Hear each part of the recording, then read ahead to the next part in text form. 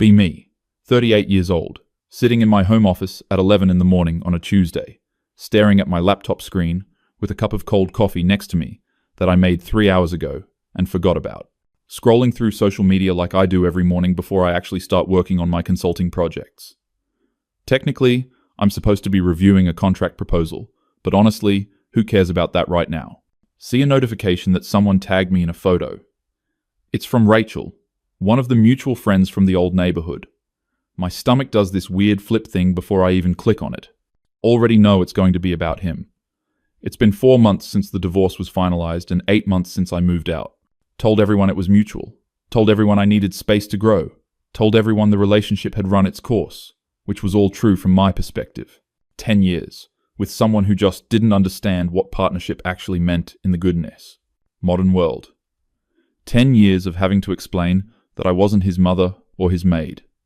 10 years of resisting every societal expectation that tried to shove me into a box labeled wife with all these ridiculous obligations. Click on the notification anyway, because apparently I hate myself. It's a photo from some brunch gathering at the Harrisons' place.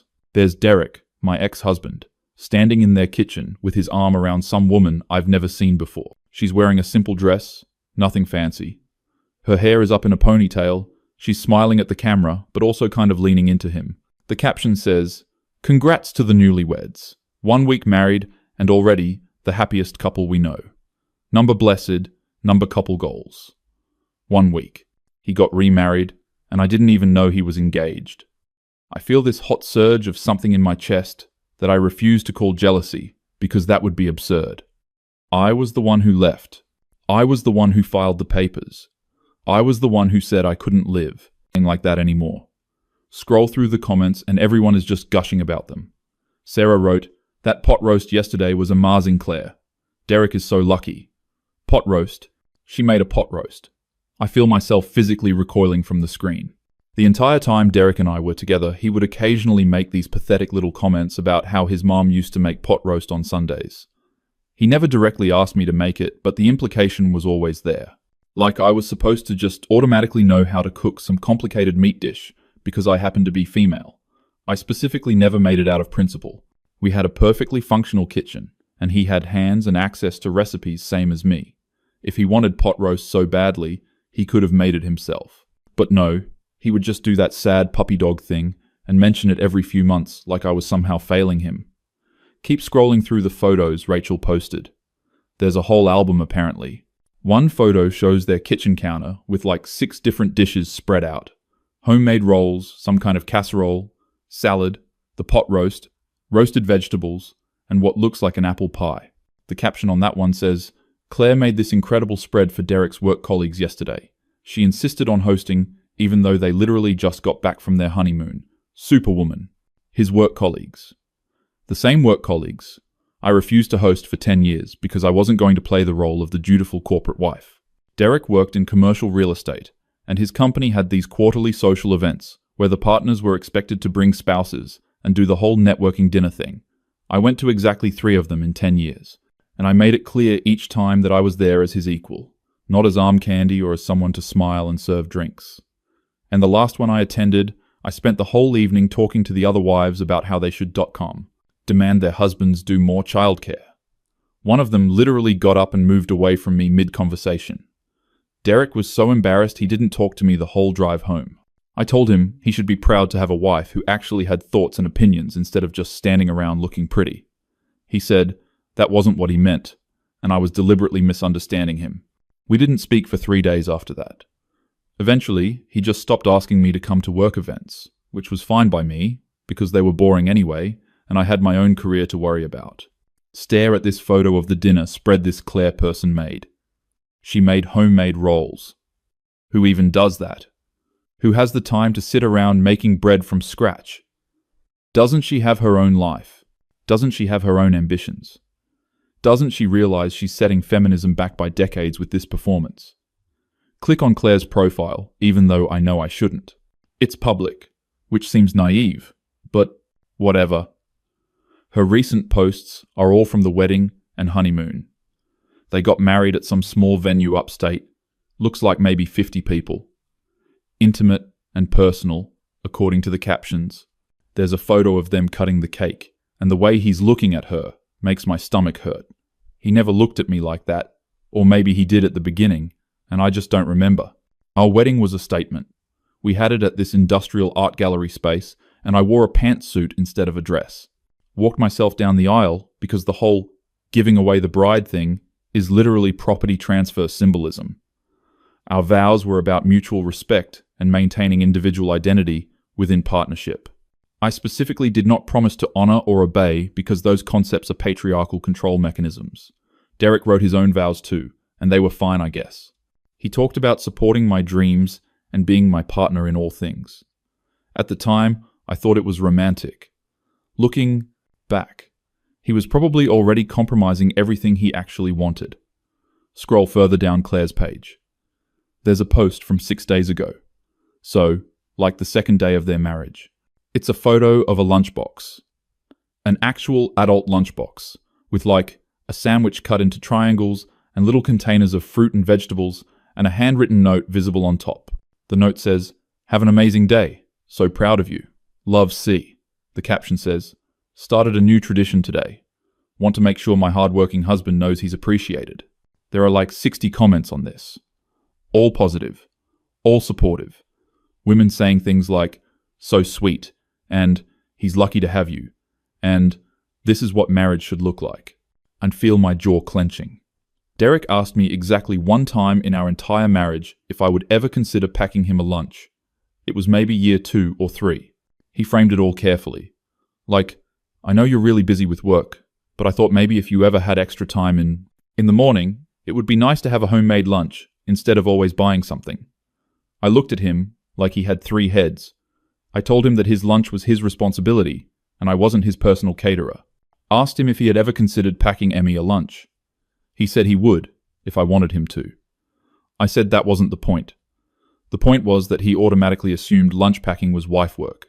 He apologized and never brought it up again. But I could tell he was hurt. He did that thing where he got really quiet and just said, "You're right, sorry," in a way that meant he wasn't actually sorry. He was just ending the conversation. Started packing his own lunches after that. Usually just a sandwich and chips, or sometimes leftovers, if we had any, which we usually didn't because neither of us cooked much. I was always too busy with work, and he eventually stopped trying after I shot down enough of his suggestions for meal planning. We ate out probably 5 nights a week. A lot of now, takeout. I considered it efficient. Why waste time on domestic labor when we could both be focusing on our careers?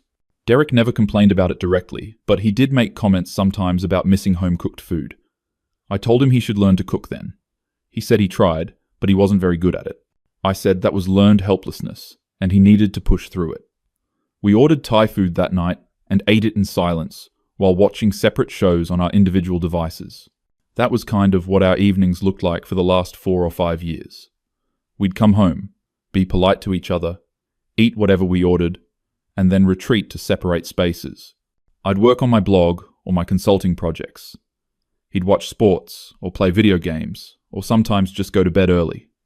We probably had actual conversations, maybe twice a week. Mostly logistical stuff about bills or schedules, or whose turn it was to deal with the lawn service. Sex happened maybe once a month, if that. I was usually too tired, and he eventually stopped initiating after I turned him down enough times. Told myself it was normal for long-term couples to have reduced intimacy. Told myself that physical attraction wasn't the foundation of a mature partnership. Told myself a lot of things, apparently. Keep scrolling through Claire's social media like I'm some kind of masochist. There's a post from 4 days ago. It's a photo of their living room, and it looks completely different from when I lived there. When Derek and I shared that house, the living room was minimal and modern. I had insisted on it. White walls, minimal furniture, no clutter, everything clean and geometric. I thought it looked sophisticated. Derek said it felt cold, but I told him he just wasn't used to actual adult design aesthetic. In Claire's photo, there are throw pillows and blankets and plants, and framed photos and warm lighting. It looks like people actually live there. It looks cozy. It looks like a home. The caption says, "Spent my first weekend as a wife making our house feel like a home. Derek said he loves coming back to a warm space after work. Making him happy makes me happy. There's a comments thread where someone asks if she's nervous about being a newlywed, and she responds with this whole paragraph about how she feels so blessed to be married to someone who values and cherishes her. She writes, "He's so thoughtful and kind and patient, and I just want to show him every day how much I appreciate him. I know some people think acts of service are old-fashioned, but I genuinely love taking care of him, and he takes care of me in his own ways too. It's a partnership." Partnership. She's using that word, but she clearly doesn't understand what it actually means. Partnership means equal division of labor. Partnership means no one is subordinating themselves to gender roles. Partnership means both people maintain their individual autonomy. What she's describing is just traditional wife performance. She's going to burn out in 6 months when she realizes she's trapped in a cycle of domestic servitude. Or maybe she won't realize it. Maybe she's one of those women who never questions anything. Maybe she's perfectly happy to define herself entirely through her relationship to a man. Feel myself getting angry now instead of just hurt. This is exactly the kind of thing I write about on my blog.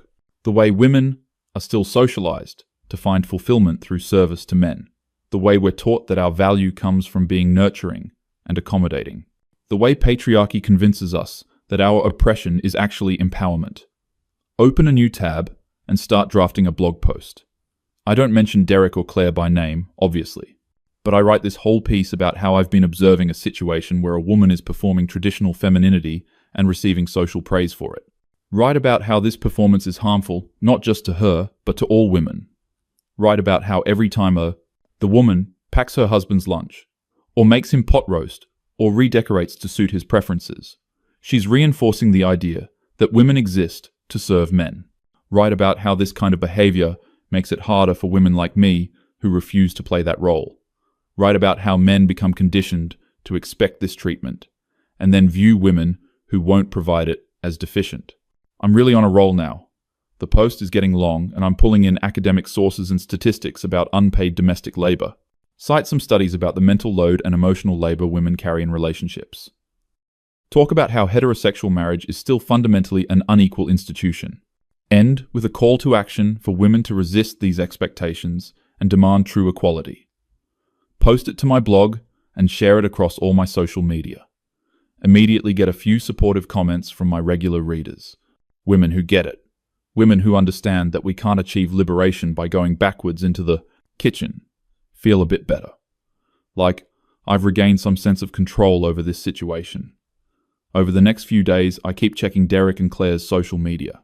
Hate myself for it, but can't seem to stop. Claire posts a photo of them hiking together on what must be day 5 of the marriage. They're both sweaty and smiling and holding hands. Caption says, "Derek's been wanting to check out this trail for years. So glad we finally did it together. He's the best adventure partner." Years. He wanted to do that hike for years. He asked me to go hiking with him probably a dozen times throughout our marriage. I always said no, because I don't see the point of walking in nature when you could be doing something productive. Also, I have bad knees, and didn't want to aggravate them. Also, it was always on weekends, and I needed weekends to catch up on work. He eventually joined a hiking group and went without me. I thought that was a perfect solution, because we both got to do what we wanted. But, looking at this photo now, I can see how happy he looks. Happier than I remember seeing him in years. There's another post from day 6. It's a photo of their dining room table set for dinner. Candles, cloth napkins, actual plating like from a restaurant. The caption says, "Tuesday night date night at home. Made Derek's favorite, chicken parmesan. He said, it's better than his mom's, but I think he's biased." Chicken parmesan. Another thing he used to mention occasionally. Another thing I never made. Never even attempted. I remember one time he suggested we could cook together as like a couple's activity. He said it might be fun to try making something elaborate. I told him I didn't find cooking fun, and if he wanted to make fancy meals, he should go ahead, but not expect me to participate. He looked disappointed, but didn't push it. That was around year 6 or 7, I think.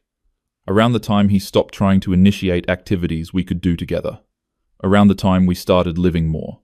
Like roommates, then spouses. My phone buzzes, and it's a text from my friend Amanda. She's one of my actual friends, not someone from the old neighborhood. She says, "Hey, Saw your blog post about traditional gender roles. Really insightful as always. Are you doing okay though? Seemed maybe personal. I respond, I'm fine, just frustrated by seeing women set themselves up for disappointment by buying into patriarchal relationship models. She sends back, okay, just checking. Want to grab drinks this weekend? I tell her, yes, because I do actually need to get out of this house. I realize I've barely left except for grocery shopping since I moved into this apartment. It's a nice apartment, modern, efficient, everything I wanted. 1 bedroom, home office space, minimal kitchen, because I don't need much. Exactly what I told Derek I needed when I said I wanted the divorce. Told him I felt suffocated in that house in the suburbs. Told him I needed space, that was just mine. Told him our marriage had become stifling and conventional and I needed to rediscover myself. He asked if we could try counseling first. I said counseling was just a way to delay the inevitable. Told him we'd grown apart and wanted different things. Told him he wanted a traditional wife, and that was never going to be me. He said that wasn't true. He just wanted a partner who actually liked him. That comment stuck with me because it seemed so manipulative. Of course I liked him. I married him, didn't I? I spent 10 years with him. Just because I didn't express affection the way he wanted, didn't mean I didn't care. I showed my care by being honest with him, by challenging him to grow, by not letting him settle into comfortable patterns of gender conformity. That was love, even if he couldn't see it. On day 7 of Derek and Claire's marriage, she posts a long caption with a photo of the two of them on their couch. He's reading something, and she's curled up next to him with her head on his shoulder. It's annoyingly picturesque.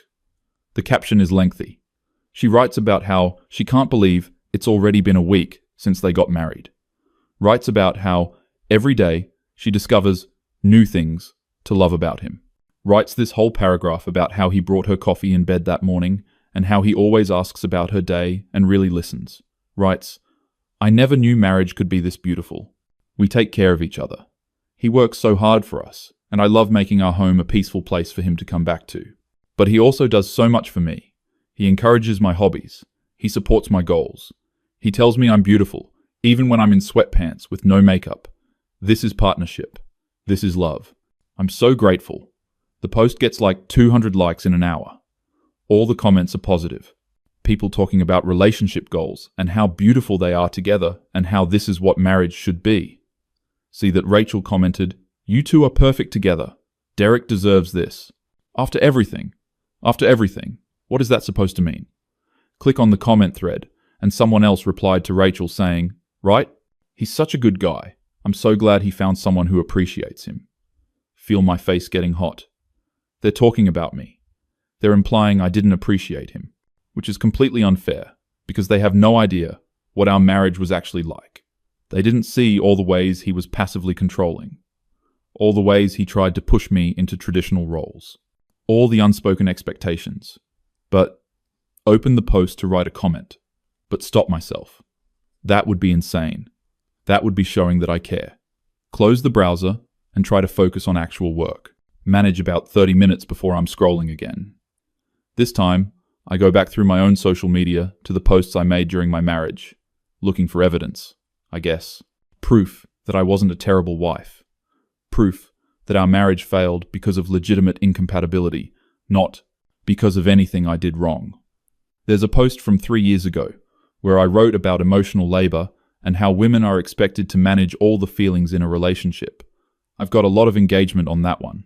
There's one from 5 years ago about how I refused to take Derek's last name and the social pushback I received, several posts about the wage gap and career advancement for women.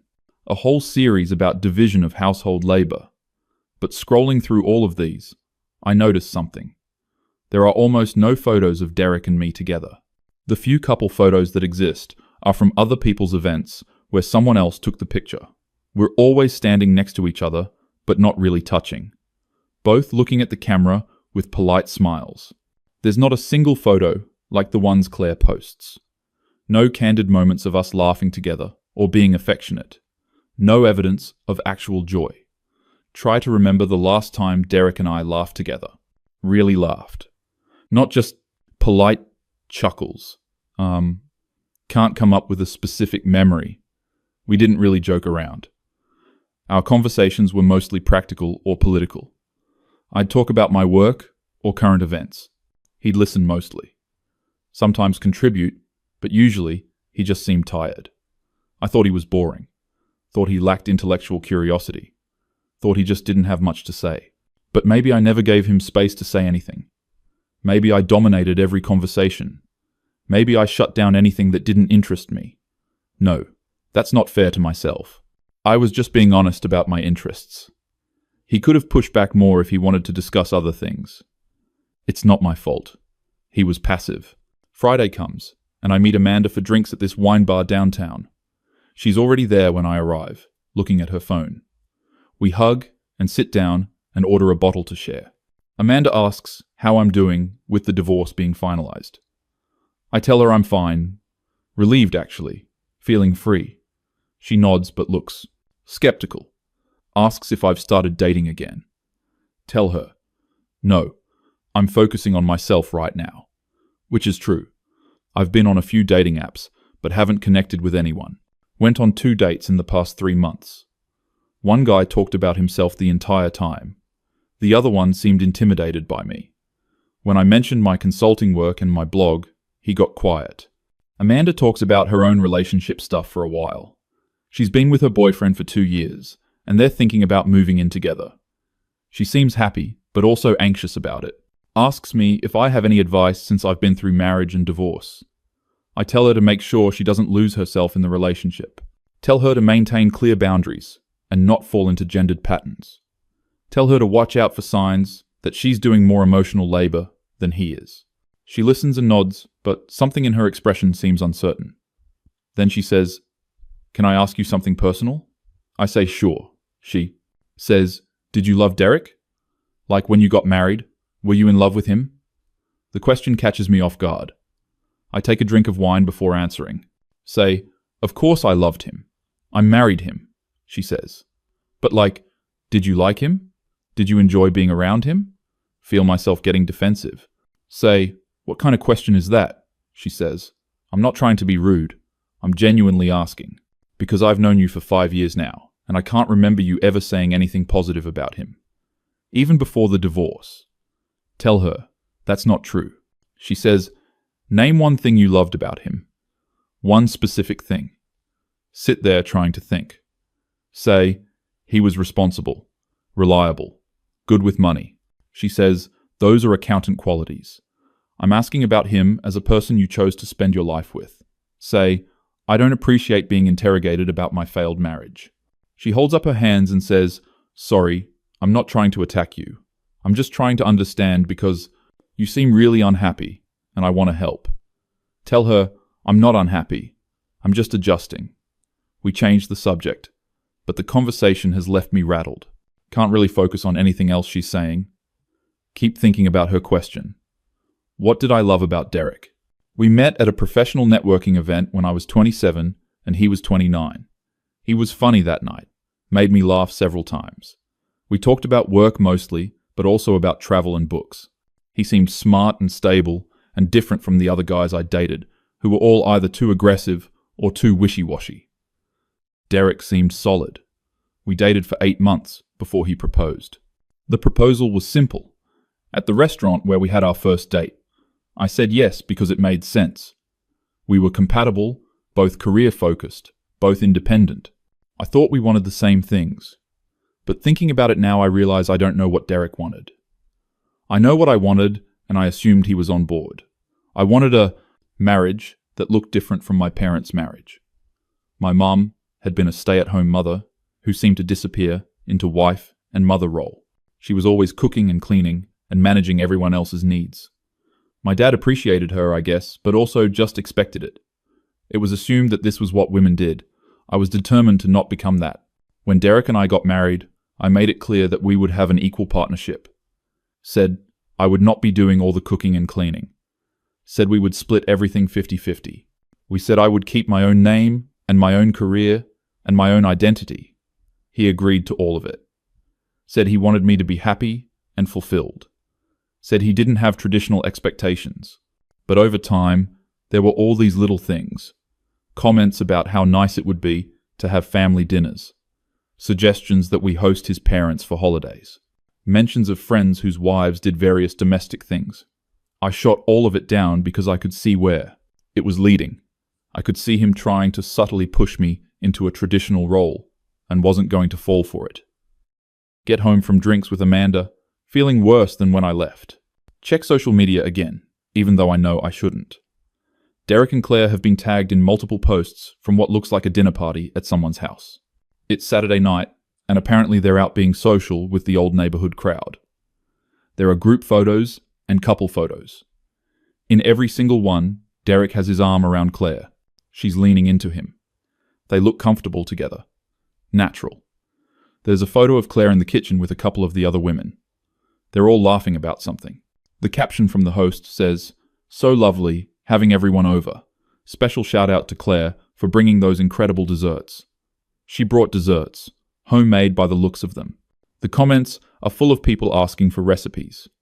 Claire responds to each one enthusiastically, talking about how she loves baking and would be happy to share, offering to do a baking day with some of the neighbors. She's infiltrating the social circle, becoming part of the group. These were my people first. I lived in that neighborhood for 7 years, but I never really connected with the other wives. They always seemed kind of vapid to me, always talking about their kids and their houses and their husbands. I'd try to steer conversations toward politics or current events, and they'd sort of politely engage, then drift away. Eventually, I stopped going to neighborhood gatherings and told Derek he could go without me. He did for a while, but then he stopped going too. I think he was embarrassed to show up alone, or maybe he just lost interest. We became isolated as a couple, which I told myself was fine because we didn't need those superficial friendships. But looking at these photos now, everyone looks so happy, so connected. And Derek is right there in the middle of it. Claire has integrated. Tell him back into the community in 1 week. On Sunday, I do something I really shouldn't do. I drive to the old neighborhood, tell myself I'm just going for a drive. Happen to go past the house. It's afternoon, and there are cars in the driveway. I slow down, without meaning to. Through the front window, I can see people in the living room. Looks like Derek's parents are there. And Claire's family, maybe. Some kind of post-wedding family gathering. I pull over a few houses down and just sit there watching. Feel like a complete psycho, but can't seem to leave. After about 10 minutes, the front door opens, and Derek comes out with his dad. They're laughing about something. Derek looks relaxed and happy. His dad pats him on the shoulder. They stand on the front lawn, talking for a few minutes. Derek's dad says something, and Derek grins. Actually grins. This wide, genuine smile. I don't think I ever saw him smile like that. At least not in the past 5 or 6 years. Claire comes out carrying a platter of something. She hands it to Derek's dad and gives him a hug. Derek's dad hugs her back and says something that makes her laugh. Derek puts his arm around her waist. They stand there like that, this perfect little family tableau. Derek's mom comes out too. She's holding a bag of what looks like leftovers. She hugs Claire for a long time. Too long. Then, she says something while holding Claire's hands. Claire nods and looks emotional. Derek's mom hugs Derek too. I'm too far away to hear anything, but I can see Derek's mom has tears in her eyes. Happy tears, probably.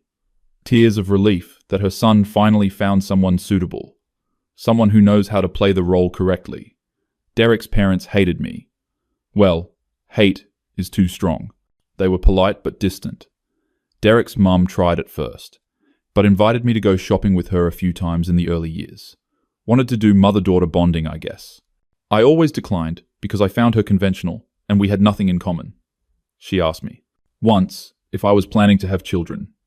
I told her I wasn't sure, and even if I did, it wouldn't define me. She got quiet after that. At family gatherings, she'd ask me about work, but in that polite way that made it clear she didn't really understand or care. She'd talk about recipes and home decorating, and I'd just nod along, barely listening. Told Derek once that his mum was kind of boring. He got upset and said she was just trying to connect with me. I said she should try connecting over topics that weren't so domestic. He said I could meet her halfway. I said, why should I have to change who I am to make his mother comfortable? We fought about it, and eventually he stopped trying to facilitate a relationship between us. Holidays became tense. His parents would come over, or we'd go there, and I'd be polite but removed. I'd usually bring work with me and disappear to another room. They told myself their judgment of me was their problem. Now watching Derek's mum hug Claire, like she's the daughter she always wanted. Feels like vindication of everything I suspected. They wanted Derek to have a traditional wife. Someone who would fit their outdated model.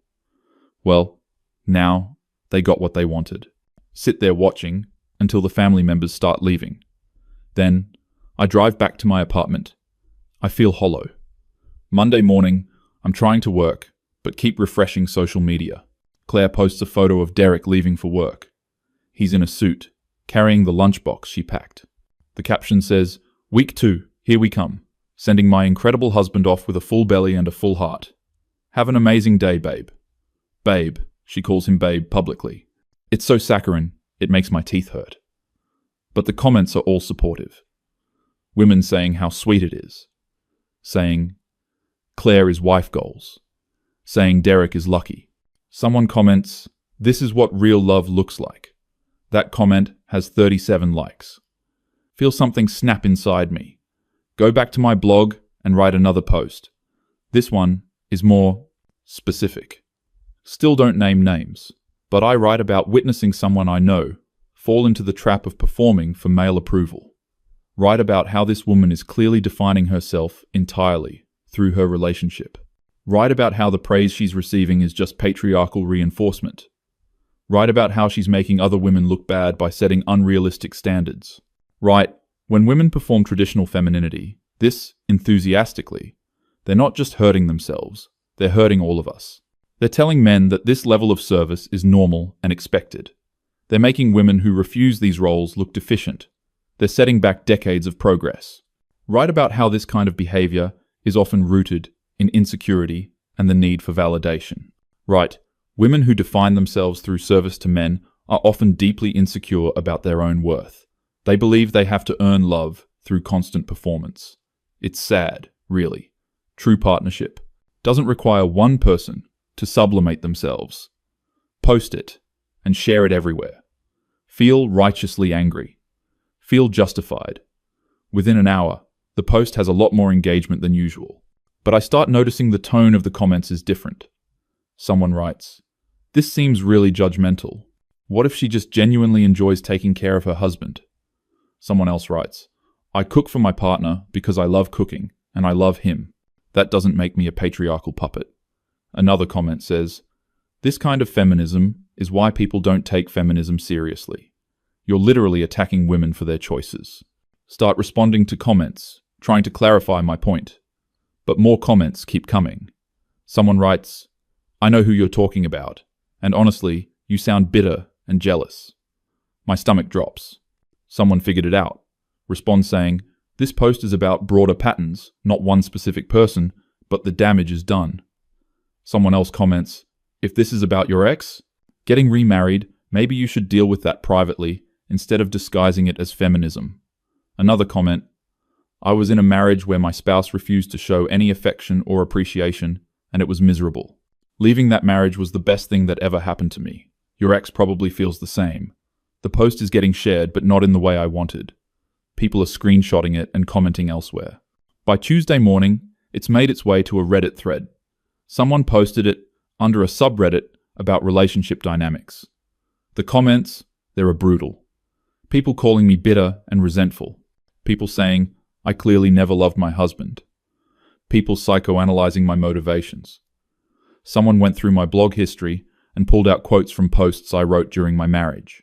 Created this whole timeline showing how I talked about my husband, pointing out that I never said anything affectionate or positive, showing how I framed every disagreement as him being controlling or traditional. One comment says, "She spent 10 years with someone she clearly didn't respect or appreciate, and now she's mad that someone else does. Classic." Another says, "Imagine being this threatened by someone else's happiness. Try to ignore it, but the thread keeps growing. It gets cross-posted to other subreddits." Someone links to my consulting business page. Now, strangers on the internet know my full name and what I do for work. Start getting emails. Some are supportive from people who agree with my feminist analysis, but more are critical or outright nasty. Someone sends a long email explaining how they were in a relationship with someone like me and how damaging it was. Writes, "You say you want partnership, but what you really want is control. You want someone who will agree with everything you say and never ask anything of you. That's not partnership, that's dominance." Delete the email but can't stop thinking about it. By Wednesday, I'm barely sleeping. Keep checking to see how far the posts have spread. Someone made a TikTok about it. A video essay type thing about how some feminists use feminism as a cover for their own issues with intimacy and vulnerability. The video has like 400,000 views. The comments are full of people sharing their own stories. People who were in relationships with partners who refused to be affectionate or appreciative. People who felt like they could never do anything right. People who eventually left and found partners who actually liked them. It's like a mass catharsis happening in response to my blog post. But I'm the villain in all these stories. 2. Get a text from Rachel from the neighborhood. She says, "Hey, I don't know if you've seen what's going around online, but people are saying some of those blog posts are about Derek and Claire. Is that true?" Don't know how to respond. She sends another text. "If it is true, I think you should know that it's making you look really bad. People are upset." I write back, "It wasn't specifically about them, it was about broader social patterns." She responds, "It's pretty obviously about them. Multiple people have figured it out. Claire is really hurt. Feel a spike of defensive anger."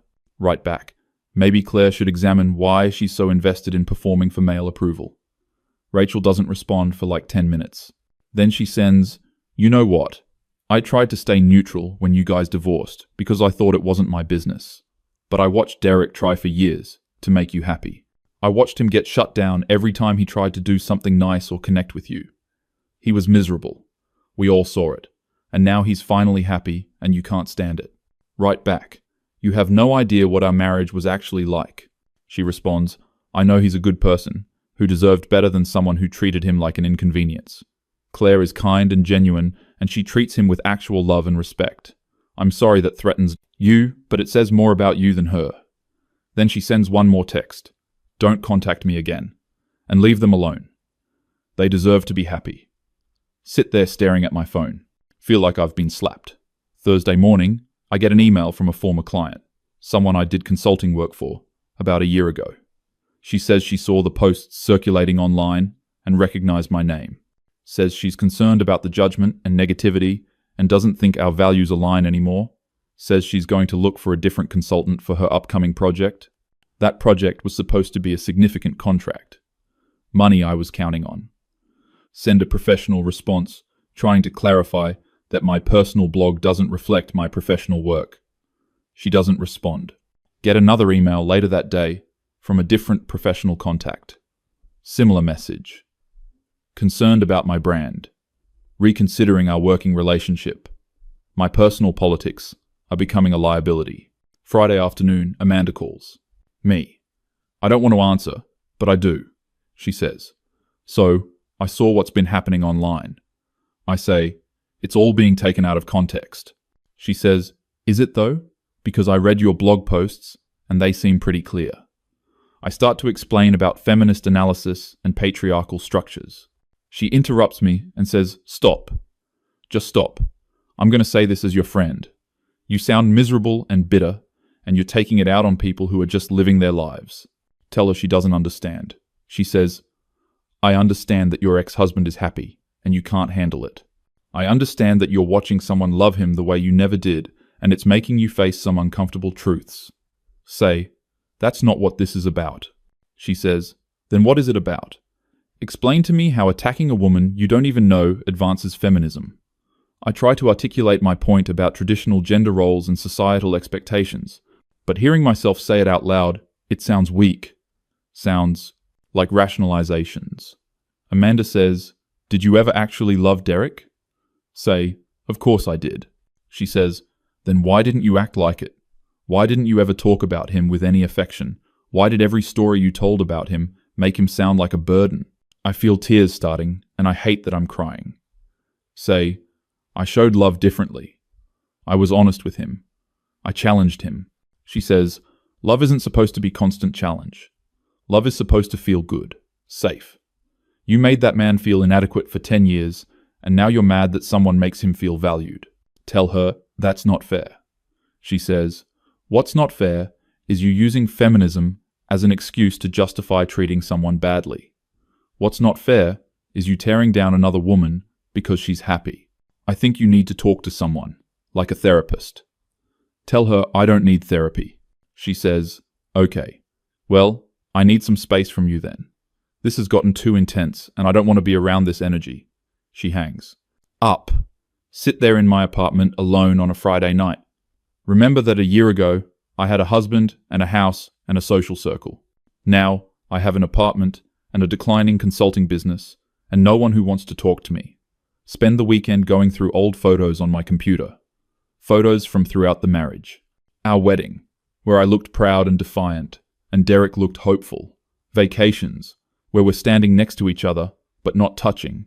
Holidays, with his family, where I'm visible in the background, looking at my phone while everyone else interacts. One photo, from maybe year 4, where Derek is in the kitchen, attempting to cook something. He's wearing an apron and laughing at the camera. I can see myself in the reflection of the window behind him. I'm sitting at the table with my laptop, not even looking at him. Find a video from someone's birthday party. It's at our house, probably year 5 or 6. Derek is talking to a group of people, animated and funny, making everyone laugh. Then the camera pans and catches me in the corner. I'm alone, looking at my phone, completely separate from the group. Derek looks over at me and his expression changes, goes from happy to something else. Something sad. He excuses himself from the group and walks over to me. The video doesn't capture audio, but I can see him asking if I'm okay. I can see myself barely looking up, nodding, going back to my phone. I can see his shoulders drop a little as he walks away. Watch this video 3 times. Each time I see it more clearly. See the pattern that was there all along. He tried. For years, he tried. Tried to connect with me, include me, make me happy. And I treated every attempt like an imposition, like a patriarchal trap. Monday morning, I delete my blog post. Delete all the social media shares. Post a brief statement saying, I spoke out of turn and I'm taking time to reflect. The internet never really forgets though. Screenshots exist everywhere. My mentions are still full of criticism. My professional reputation has taken a hit that I don't know if I can recover from. Tuesday, I do something I never thought I'd do. I write Derek an email, not Claire, just Derek. It takes me 4 hours to write 3 paragraphs. I apologize for the blog posts. Say, I was out of line. Say, I hope he and Claire are happy. Don't make excuses. Don't explain. Just apologize. Send it before I can overthink it. He responds 3 days later.